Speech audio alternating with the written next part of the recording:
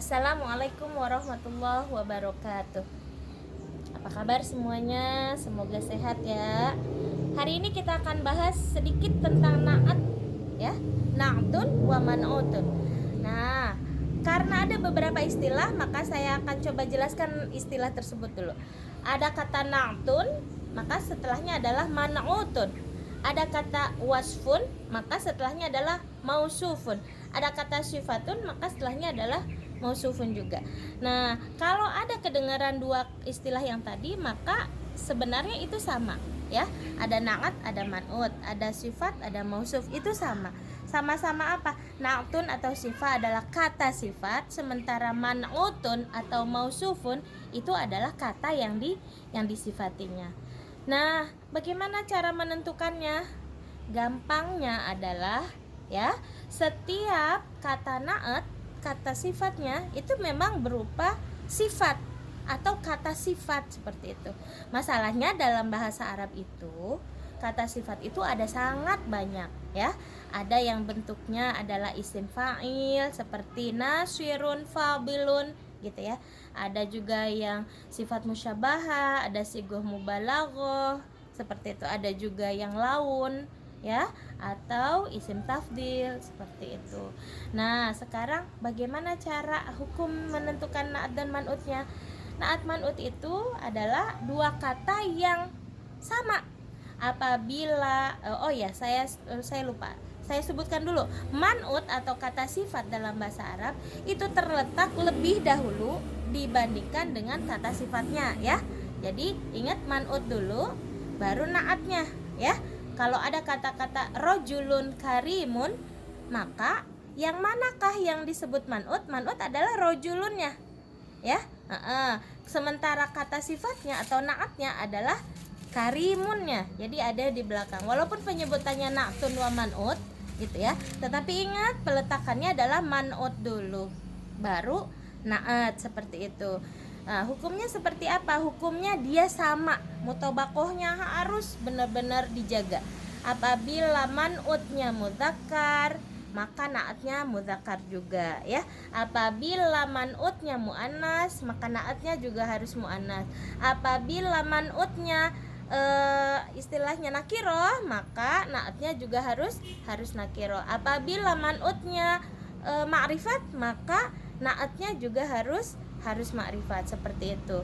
Kalau ada rojulun karimun ya, misalnya rojulun karimun indana gitu ya, maka rojulunnya adalah man'ut, karimunnya adalah naatnya.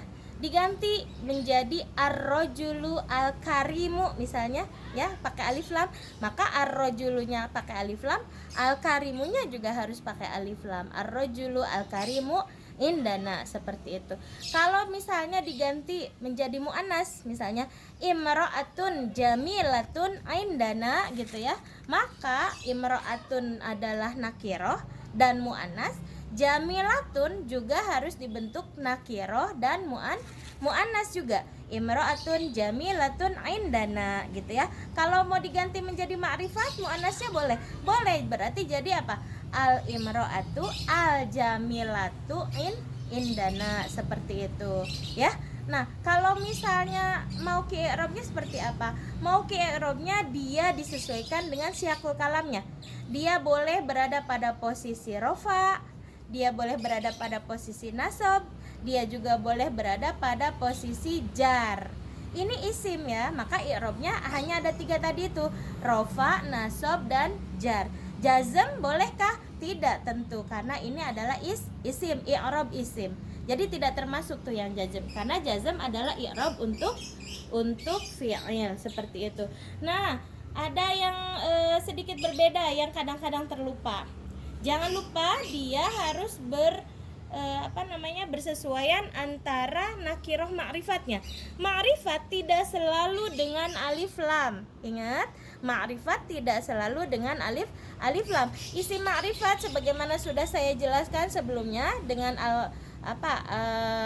an-nakiroh wal ma'rifat ya, mu'arraf dengan alif lam itu sudah ada, silahkan dilirik. Nah, itu maka dia akan disesuaikan naatnya juga harus ma'rifat. Contoh, misalnya huwa kata huwa itu kan isim domir tuh. Ada alif lamnya enggak? Tidak, tetapi huwa adalah isim domir. Karena isim domir termasuk ke dalam isim ma'rifat, maka kalau kita bilang dia yang mulia misalnya gitu ya, huwa al-fadilu indana, maka al-fadilu, nggak boleh huwa fadilun indana, seperti itu. Kenapa? Karena kita menginginkan al-fadilnya sebagai na'at yang dia menjadi na'at untuk man'utnya, yaitu huwa. Apalagi kalau yang berkaitan dengan nama, ya, nama orang, nama tempat, atau nama kejadian. Contoh misalnya ada kata-kata Maryam. Nah, kalau ada Maryam, ya, Maryam itu kan nama orang, berarti isim alam, sudah ma'rifat. Maka kalau kita mau mengatakan Maryam yang cantik itu ada di hadapan kita atau di sisi kita, ya, maka Maryam al-jamilatu indana, seperti itu. Jadi harus al-jamilatu. Jangan cuman terfokus pada Maryam nggak pakai alif lam, maka jamilahnya nggak boleh pakai alif lam. Tidak, karena kesesuaian itu tidak hanya sebatas nakiro muzakkar muannas saja, tetapi harus dilihat dari nakiro sama ma'rifatnya, seperti itu. Ada satu nih yang kadang-kadang terlupa. Jika berkaitan dengan lil akil atau berkaitan dengan manusia, maka dia harus disesuaikan, seperti itu. Tolibun mahirun indana, mahirunnya tetap mahirun, ya. Nanti ada kata-kata tolibani mahironi indana, boleh tuh seperti itu. Jadi tolibani untuk musanna atau muannas, ya. Sementara tasniyah tuh bukan muannas, maaf. Jadi tolibani mahironi. Kalau untuk yang jamaknya gimana? Ya sama, dibentuklah menjadi jamak. Tulabun mahiruna indana, seperti itu. Tapi kalau jenis muannas sama juga nih, ya. Tolibatun mahirotun indana, tolibatani mahirotani indana, dan tolibatun mahirotun indana. Itu kalau lil akil. Berbeda dengan yang ghair akil, yang tidak berakal. Contoh, ya, al-kutubu. Nah, al-kutubu alal maktabi, awalnya begitu. Jadi banyak buku di atas meja. Bagaimana kalau kita kasih banyak kata banyaknya itu kita sebutkan di situ? Maka jadilah al-kutubu al-kasiratu alal maktabi. Kenapa nggak pakai al-kasiruna? Karena dia itu adalah jamak ghairil akil. Kalau jamak ghairil akil, maka ketetapan kullu jam'in muannasun itu masuk di dalamnya, dijadikan sebagai muannas tetapi dimufradkan. Al-kutubu al-kasiratu. Ingat ya, al-kasiratu, bukan al-kasiruna, bukan al-kasiratu, bukan.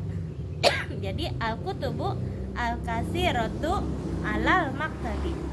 Itu saja, mudah-mudahan bisa dipahami. Terima kasih. Assalamualaikum warahmatullahi wabarakatuh.